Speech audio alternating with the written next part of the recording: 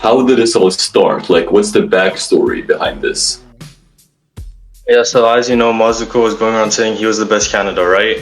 In Minecraft, and eventually got to a point where I came back and he was like really annoying everybody in the community.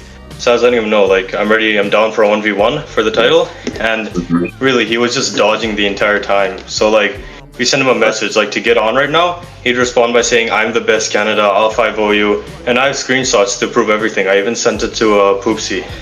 So yeah, so eventually got to a point where he was dodging it so much, he said I could beat you in MCP and in real life, and I'm like, no, you probably can't because I'm trained in boxing, right?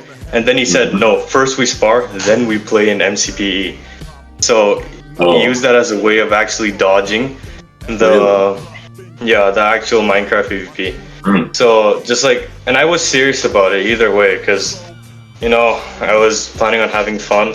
So yeah, it would have been fun even more to beat him in real life for a destruction video. Yes. So yeah, he's been talking all the garbage since then. It's evolved, and now it's here. Oh, well, that's very interesting. So, what's your game plan heading into this fight? Like, what's your plan of attack? Yeah, so as you know, Mozuku hasn't really trained in a while, like 6-7 months was it? He told me, and if we're being honest, he said he has 7 years of boxing experience.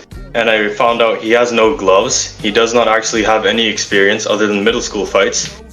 So as someone who, obviously him, hasn't trained in a while, he doesn't have good stamina. So my plan is to gas him out. And like, I'm guessing either 3 rounds or 5 rounds. He wanted 8-10 minute rounds, which obviously isn't gonna happen.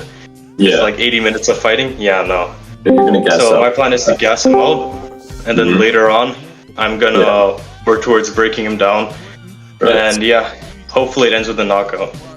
Yeah, so like, how do you plan on dealing with the height and probable reach advantage? Yeah, so with the reach advantage, like I said, gassing him out, I'm gonna stay on the outside like an outboxer. I'm gonna feint, slip, parry, everything to kind of get out the way of his hits until he's gassed out. And that's the point where I don't know if he'll actually be able to have enough stamina to worry about me getting near him. So from there, I'll start rushing in, I'll start pushing aggressive. Obviously, it's gonna put pressure on him.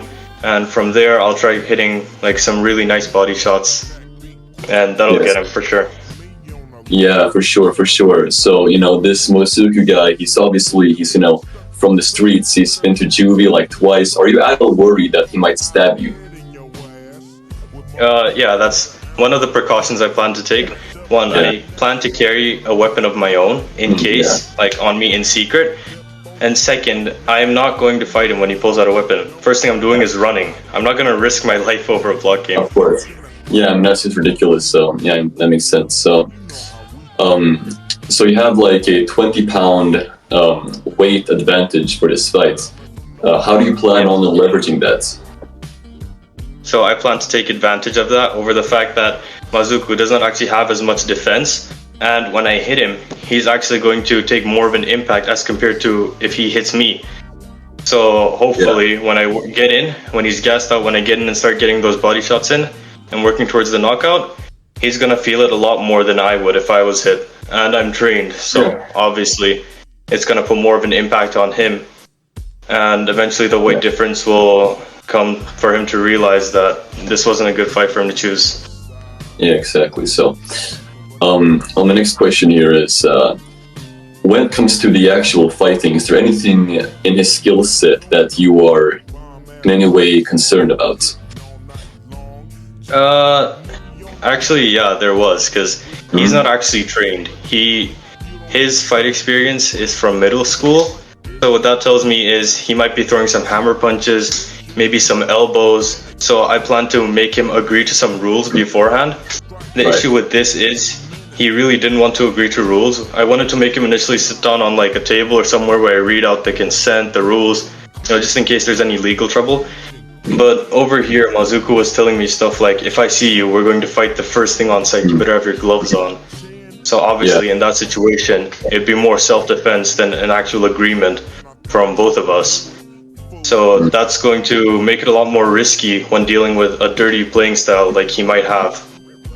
So to deal with that, honestly, I just need to make sure I get the agreement to the rules. Because if I catch him elbowing me on video, he's the one liable, not me. Right, that's very true. So, but let's talk location. So, where do you see this playing out, like location-wise? So I actually chose a location close to a school in which there are two big fields. So the reason I chose this location is because it's actually very public. There's a road passing by. There's kids with parents. There's no chance Mozuku would try to jump me, try to stab me, etc. And it makes it a lot more public, maybe putting pressure on him not to do anything dirty. Yeah. So hopefully that'll keep it fair game. Right. Yeah. So, let's talk weather conditions. Do you think that in the case of this, of the weather being bad, like it's raining, would you go on with the fight anyway, or would you reschedule? I mean, when I chose Friday, the first thing I did was check the weather forecast, Oh, and okay. apparently it's sunny. But if something happens and it's not, if it's rainy or such, then it we're on the grass anyway, so it wouldn't be as dangerous as if we were in concrete. So Right. from there, I'd say I'd have to ask him if he's fine with it, because obviously he's gonna get wet, his clothes are gonna get dirty, and he has to go all the way back to Scarborough. So it's on him at that point. Mhm. Yeah. Well, for sure. Well, those were all the questions that I had planned. Is there anything you want to add? Yep. So I want to talk about the entire. I know I already talked about the story, but I just want to talk about the fact that I have never trash talked unprovoked.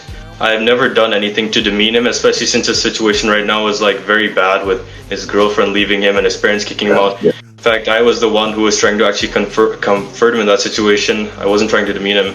I said I'm fine with him leaving the fight. It doesn't matter to me anymore. He should be focusing more on himself.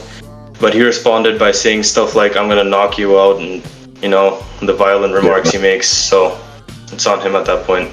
Yeah. I mean, it's very. There must be a lot of emotions running high for him in this fight.